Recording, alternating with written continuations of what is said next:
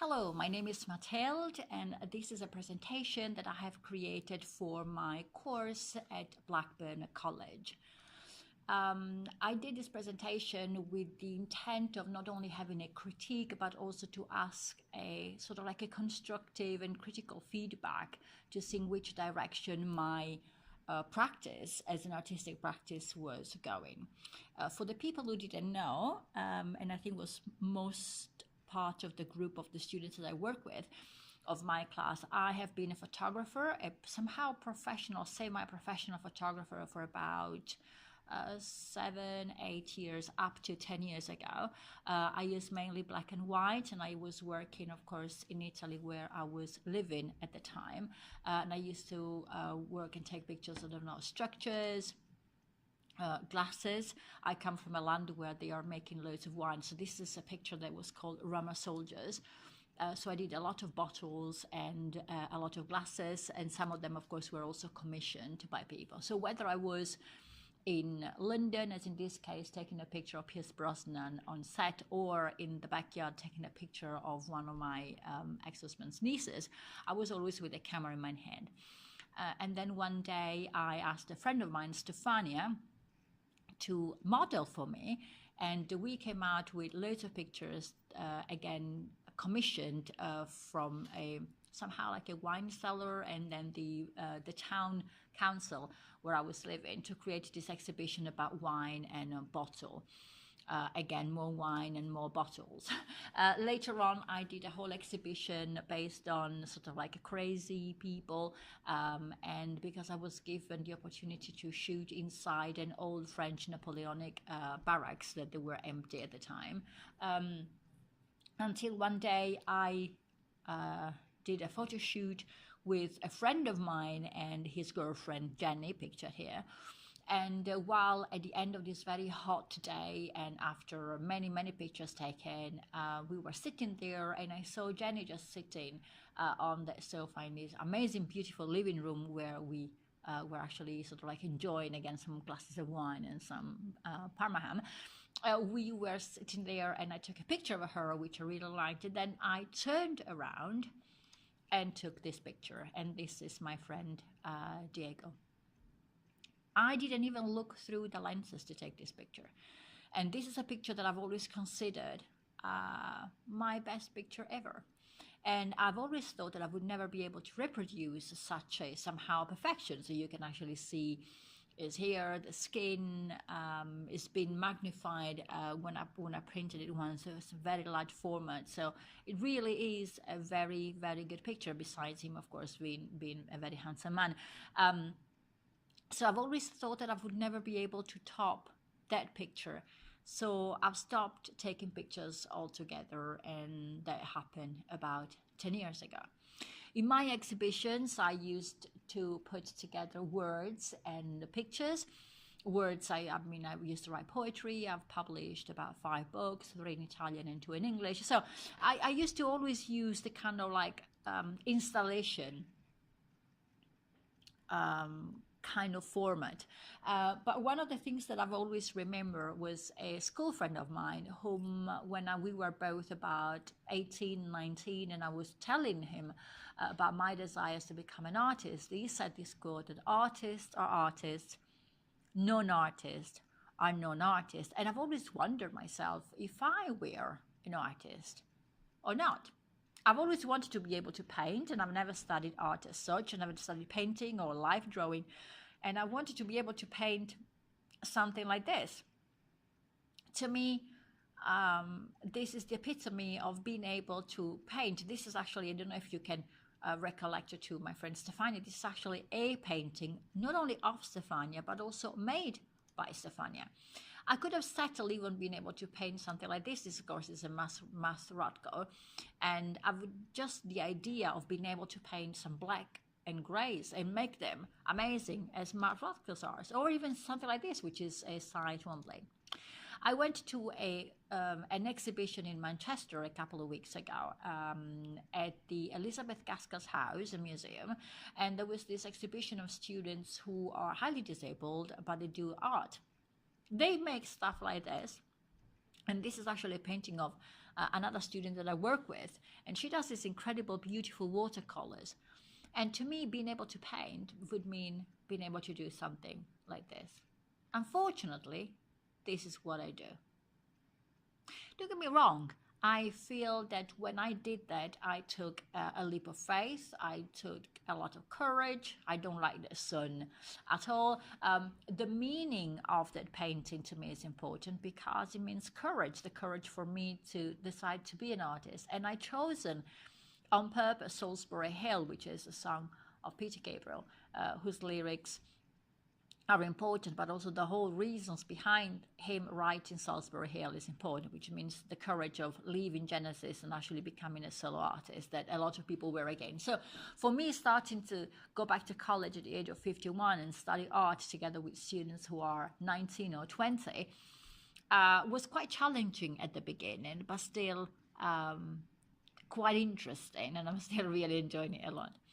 One evening then I have decided to paint, because I was missing my home. I come from Friuli, which is in the northeast of Italy, paint my my land. And even though it looks better live in my kitchen, this is the kind of stuff that I'm trying to do now. But when I've then explored with fine arts and the classes with Pete, this is a reproduction that is closer somehow to my heart. What is somehow hard for me to understand and come to terms is the following pictures are buildings, artworks, printouts, paintings, monuments, etc., or objects like this one, which is exhibited in MoMA in New York, who have been made by people who are very, very close to my family, meaning, I don't know, my auntie's dad, my uncle, family, very close family friends in a very close circle. So this is the kind of people that I have grown up with. But again, this is what I'm doing.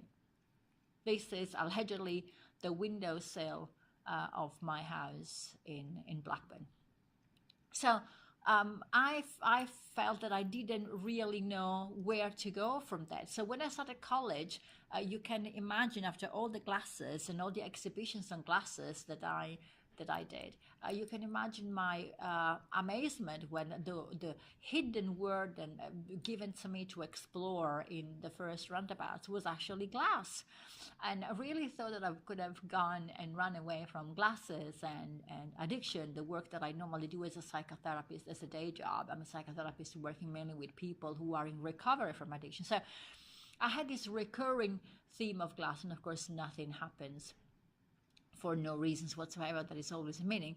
So I've explored glasses, and I've explored somehow, of course, addiction, and pushed the boundaries and tried to create with something a bit different. Of course, after all the black and white stuff that I've done, I've tried at least to enjoy using some colors and studying colors.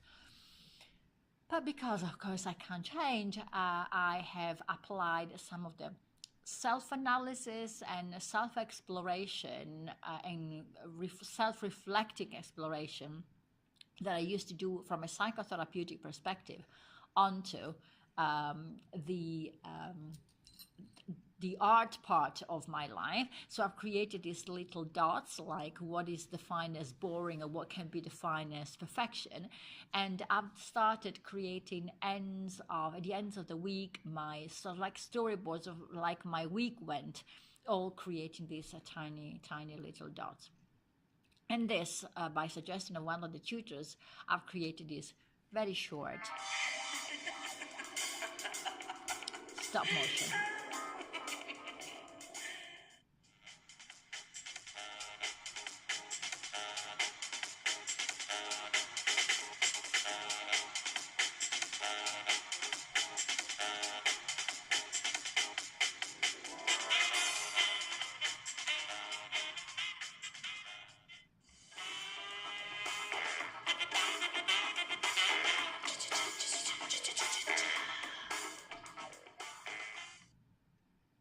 So this is me. So I've explored, of course, line drawing is in continuous lining. Then I try to paint, to draw, I don't know, with my eyes closed, or because my water was glass, I took my glasses off and try to draw without glasses on. I try to experiment with magnifying and see how it felt, and try different things like pens or pencils or crayons and chalks and different things. Somebody did, when I did the one on the right, I've done something sophisticated in there, and I like the idea that somebody noticed a sense of bit sophistication. From my minimalist dots and simple lines and black and whites, I decided to become excessive. So I've tried collage, I've tried to take some of my poetry and words from my books and just cut them and glue them and stick them and create classes in a different kind of things. I still don't understand exactly what went on somewhere in them, but somebody told me, looking at them, there is something really nice in there, and I just don't understand exactly what they see. But anyway, I'm happy for how they come out. I've explored other artists that I really like, trying to not reproduce as such, but to make mine and evolve their concepts and their techniques. For example, this is a dragon tooth waterfall Pat Sayers kind of reproduction, and see how it felt. I did one whole week of Viscom, which I didn't enjoy very much at the time. But what I've taken out is this experiment in shades of whites and greys. While I was going to Manchester, I noticed how Manchester, such a light city is compared to other cities which just tend to be fairly grey. Even though at the very top right corner, there is a picture that I took at the Dan Edwards exhibition. So there are whites and stuff that whites and greys that are in my life, or when I'm actually going around Manchester. And of course, I've studied artists by suggesting of my tutors whom have employed glass or glasses, both as a material and as glasses themselves, and bottles like Tony Cragg, Naiko Ito, or Karen Lamonte, just to see how other artists have used the material and the concept of glass. One important thing that I've noticed is that, of course, being a psychotherapist, I try to reproduce some of my sessions as drawing. So this is one session that I had with one of the clients, and this is another one. I found very liberating the ability, the opportunity, the freedom that actually being an artist gives you when you can actually write on a piece of paper, don't be an idiot, even though you cannot, you should not. It is way better if you didn't do it, of course, in front of a client, unless it is therapeutic, viable, and blah, blah, blah. This is from another perspective. But art gives you that opportunity to actually explore somehow things at a different and deeper level. And then, of course, these are my upside down worlds, where I use clouds at the bottom and houses and trees at the top. And I've been requested by a friend of mine to actually create something which was personal for her. This is also my very first commission kind of electrical circuit that I did, which is the story between me and a colleague of mine. So I'm very proud to say that somebody actually has got my work, one of my works.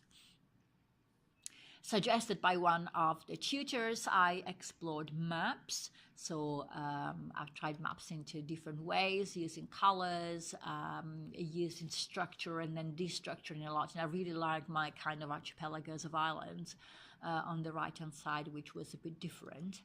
And also try to reproduce it, for example, on a t-shirt and see how that would look like. And then exploring more in a 3D, I have actually drawn on a large piece of paper, like a street with a crossing, and using glasses as buildings. And weird enough, let me see now, I can actually go back, but this actually was try to reproduce the street where my grandmother used to live, with the taller building where she lived and the other buildings on the side.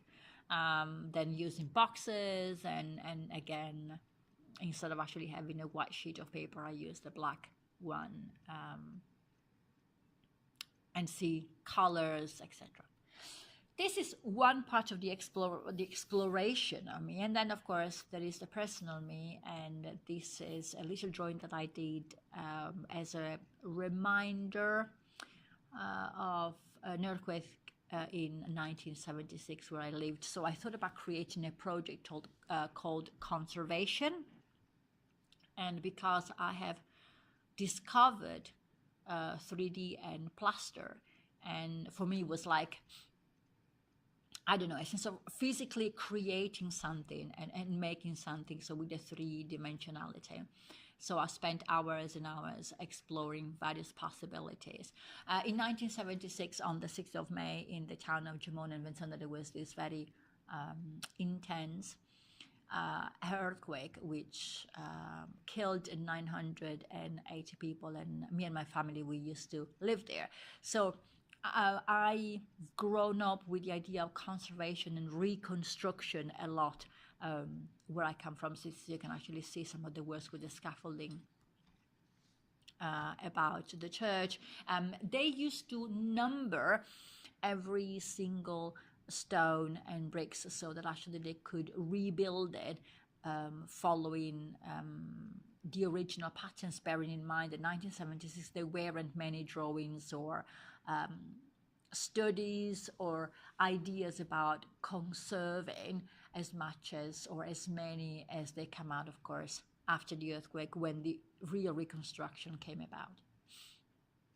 So I thought about this idea of the scaffolding, so wooden props, that would hold the houses up, and they reminded me of kites. They reminded me of the concept of a church, probably a cross, a modified cross. So this is why I've created, I've been playing around, and of course I haven't gotten to any particular definite point as of now, but the idea, of course, of conservation, and it is conservation of objects, conservation of the memory. So I will make out of pots, jam jars, plastic, whatever it is, anything, any pots and things, etc. They would contain, as in conserve stuff. I thought about creating 98 pieces, all different-ish from each other, which would represent the 980 people who died during the earthquake, and those will be displayed in a way. I'm recording this a couple of weeks after the critique itself. The concept has evolved, but I'm not going to tell you here more, but this is going to be, of course, further study and exploration with one of the tutors. Actually had one of the meetings this morning about that. So this is the idea. So there is, you've seen the me as in evolving in a drawing and painting. There is the me of the 3D, and then there is, of course, the me of a 51-year-old woman who sometimes is getting angry and frustrated at society. So I like art that shock. I like art and art pieces that have got a meaning, that make you think, that make you see. As I wrote in my ethical statement, things that are art that makes you see the unseen and feel the unfelt, etc. So I like this. Christopher Wood, fucking say, can't take a joke. This, of course, is a Banksy. Let's not forget, today is the 27th of November, and 27th of November 2018. We are just talking about the last bits about Brexit.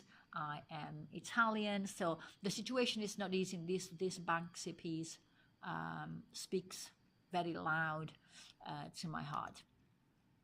I am also the kind of person, I'm a bit mischievous, probably a bit of a rascal. So this is a piece that was at the Tate in Liverpool, to which where people were asked to write and stick words to discuss. So there was a lot of activism, fetish, feminism, malleable, environment, utopia, prejudice, etc. To which point I have added at the top unintelligible as a word to discuss. First and foremost, because unintelligible is a word that means in itself that it has a very difficult meaning, that is very hidden and difficult to understand. but also because it was misspelled. So I've corrected the misspelling of the Tate, and I've added on top as a word to discuss. So this is the kind of art that I like. And I really like this, the dichotomy between offensive or provocative art. This is a word that goes, it's now very common to hear people say, I'm rather offended by that, as if that gives them certain rights. It's actually nothing more than a whine. I find that offensive. It has no meaning, it has no purpose, it has no reason to be respected as a phrase. I'm rather offended by that. Well, so fucking what? And this is a quote by Stephen Fry, I saw hate in a graveyard. This is why I made, thinking about and collecting to the maps that I used to make before, this kind of a map of ain't no library. So sometimes in our towns and villages, you just see curry mines or miles of shops boarded up, closed down, etc. But there are no libraries and no museums and no galleries.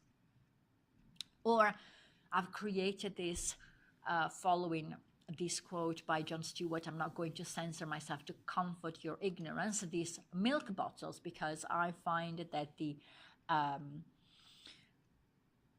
allergy quotes on the milk bottles to be preposterous, to be brainwashing, to be futile, you name it, to be even very ignorant. The fact that on a milk bottle it states that to beware because there is an allergy content and because the milk bottle contains milk. It is milk. So I've created this fake label of it contains fatuity, it contains ignorance, it contains brainwashing, it contains obtuseness, it contains imbecility, it contains apathy, it contains ineptitude, it contains stupidity. From a concept, to me, that if you need to be reminded that you are allergic to something, we are living in a society which really is brainwashing people, basically, and where people they take no self-responsibility. When I was at college doing my studies in counseling and psychotherapy, I made this, which was do epic shit. And I really wanted to do epic shit. I wanted really to create change, and by being a psychotherapist at the best of my abilities, I think that I'm making change. But at the same time, I like the idea that with art, I could make change, I could create change, I could be change. And I like the quote on the side, the world will ask who you are, and if you don't know, they will tell you. People will tell you who you are, but not because they know who you are, but because they will make you into what suits them. So you will actually disappear. So at the end of my presentation, which I really hope you enjoyed, my question is, am I really an artist? What does it mean being an artist? Or am I really simply someone who has got a certain eye for it? Thank you.